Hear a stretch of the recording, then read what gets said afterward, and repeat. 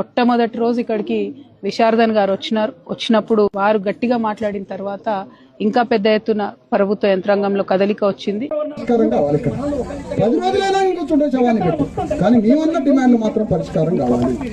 దాని సందర్భంగా ఆర్టీఓ ఎవరో ఇద్దరిని రమ్మనగా నన్ను రమ్మంటే నేను పోను, నా ప్రతినిధులను పంపిస్తా, అది కూడా నేను పోలీసులకు సహకరిస్తానని చెప్పాను.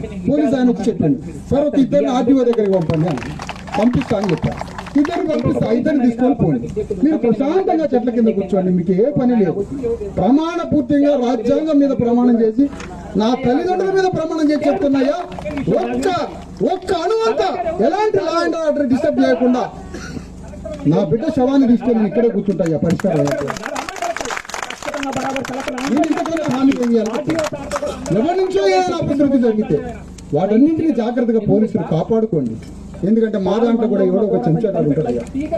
ఆ చెంచాగాడు వాళ్ళ వల్లనే మా సమాజం అందరికీ నష్టం జరుగుతుంది.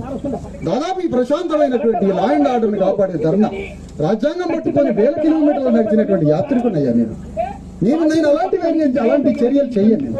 నేను శవాన్ని పట్టుకొని కూర్చుంటున్నాను, ఆ సమస్య పరిష్కారం.